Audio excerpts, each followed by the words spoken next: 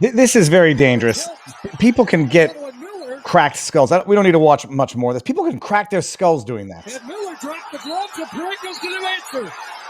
And Perico, the way, speeds Eichel into the zone, flipping it through, scores! Game tied.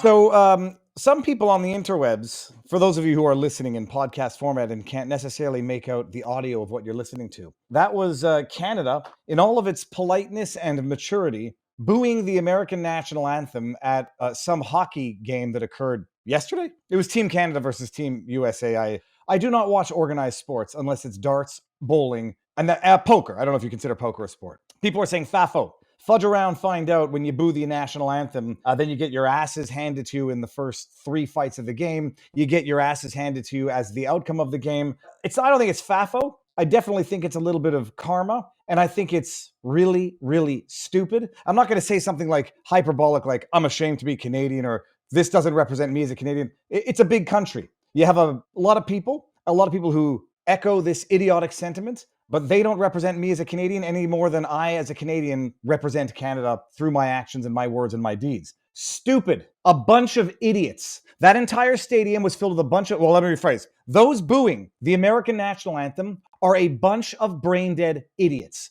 Propagandized morons who don't understand that they're being played right now like they were played in 2020 during COVID, like they're played for Ukraine, like you were played for the jibby jab, the face masks, the social distancing, the locking yourself at home, like you were played for, what's the most recent iteration? The trucker protest. Idiots. Dumb, childish, petulant. And you're only going to hurt yourselves, but I bet it feels good when you're doing it. You know, I'm looking at posts online today and people are like, oh, you know, this is just, look how the Canadians are reacting to the tariffs. And that's like somehow an indication that the tariffs are unjust. This is actually confirmation that you might deserve a little bit more of a spanking from Big Brother. Whatever Canada thinks of itself, whatever Trudeau, Jagmeet, Pierre Poilievre think, they are not equal partners in this relationship that is North America. Whether you like it or not, it's not an unpatriotic thing to say. It's a realistic thing to say. We're not trading equals. You're not military equals. You're not equals in this relationship, and play it accordingly. You want to play it like a bunch of spoiled, rotten brats who would sit there and boo the national anthem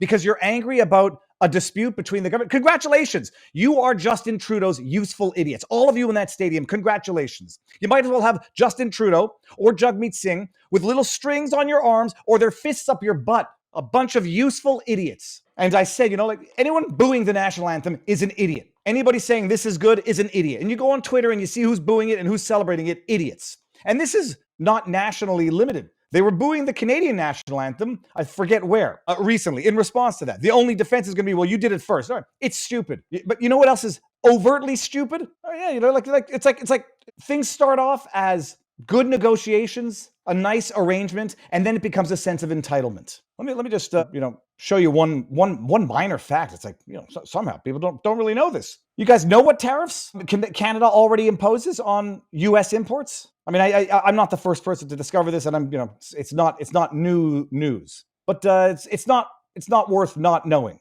Milk, poultry, other stuff here. Look at this. Yeah, dairy products. Tariff range from 245% to 298% on items like milk, cheese, and butter. Poultry, 238%. Fish products, subject to 100% tariff. Tobacco products, 100% tariff. Do you know what's an amazing thing? Like, maybe Canadians might want to think about this. It feels good. It feels good to cut off your nose. It doesn't really feel good to cut off your nose to spite your face, but congratulations on doing it. It feels good to pick that little scab and then get a nice, massive infection. Do you guys know that 1 in 4 children in Canada live in what we call food insecure households? Cost of living is already too high in Canada. Housing is already too low in Canada. 1 in 4 children suffers from food insecurity in Canada, but you got a stadium full of privileged, arrogant, pompous Trudeau, Jagmeet Singh puppets booing the national anthem of your biggest trading partner, the one that provides you basically military defense. And you sit there booing and biting the hand, not that feeds you, but biting the hand that you work with, all the while saying, we're the best partners, we're good friends, we have a long history, and you're booing the national anthem like a bunch of idiots. So congratulations. I'm sitting here as a Canadian in America, watching Canada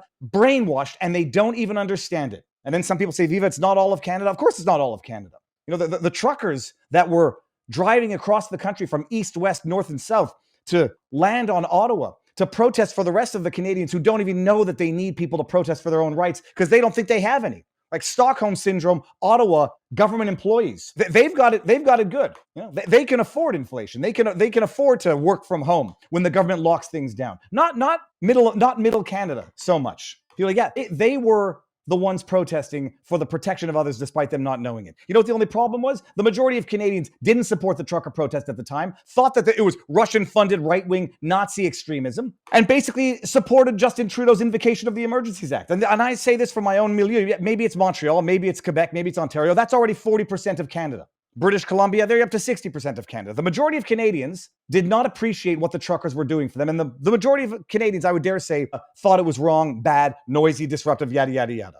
You know, take a knee for BLM during 2020 COVID. Arrest Maxime Bernier when he's having an outdoor rally with 35 people in Alberta. So, yeah, unfortunately, you can't help people who don't want to help themselves. And it seems that not only does Canada not want to help itself, they want to flush themselves down the toilet if it means starving their own children, if it means ruining their own environment, as by their own logic, and booing the national anthem of someone who you're going to have to come groveling back on your hands and knees to get something of a reasonable agreement between the parties now. But it feels good. It feels morally righteous to boo people because, hey, you might be suffering.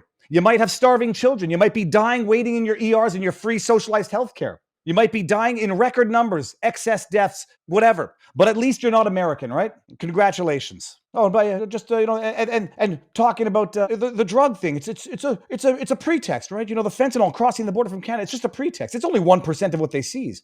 1%. The amount of fentanyl seized coming from Canada could kill what? Millions of Americans. Oh, it's just a handful of Venezuelan gangs taking over apartment buildings in Aurora, Colorado. Oh, they're not 150-year-old recipients of Social Security. It's just that we don't know their birthdays. It's just a little bit of fraud. Now, listen to this. This is Sam Cooper. Let me just make sure I don't want to, how do I do this? Breaking, another bombshell expose by superstar investigative journalist Sam Cooper. Which, by the way, let's play this here. Daniela, I'm hearing from current and former high-level police officers that say, you know, despite what the Globe and Mail or Daniel Dale at CNN are reporting about, 40 kilograms is it. No, Canadians have no idea the level of criminal money laundering running through our cities that's connected to this. So that's the issue. I just want to add before we look, where do we go from here? What Mark is saying about a hurricane, that hurricane is going to hit us with 25% or more if we don't put a real fentanyl czar in place.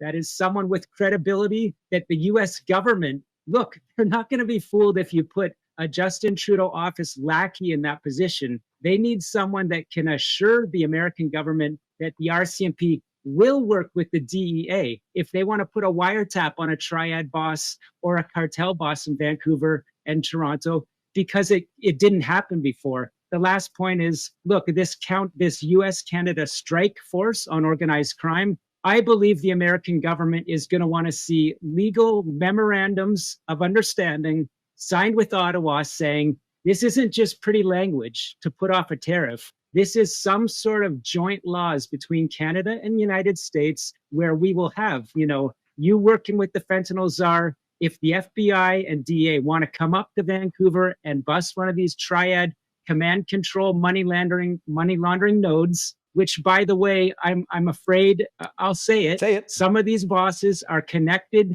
to funding of the Trudeau Liberals. I'll just drop that because it's true. Let's play it out. And I believe the Trump administration knows it. So the Americans... We can stop there. You understand, you might want to ask yourself, what's the push to decriminalize hard drugs up in Canada? Might it be because some of the people who would then benefit from the contracts are already tied to the government? Possibly. No, it's only 1%. By the way, it's an amazing thing how after Trump puts a spotlight on a problem, then it finally forces the propagandists, even at the CBC, to start reporting on that problem. Remember, it's not a problem. It doesn't exist. He's a liar. But it's there, and it's not really a big deal, but it's a big deal. We've already known about it, and we're working with the U.S. to fix it right now. Look at this. These are headlines from CBC News. How Mexican cartels and Chinese criminal networks are moving cocaine of the sea through Canadian ports. Here, let's do another one here.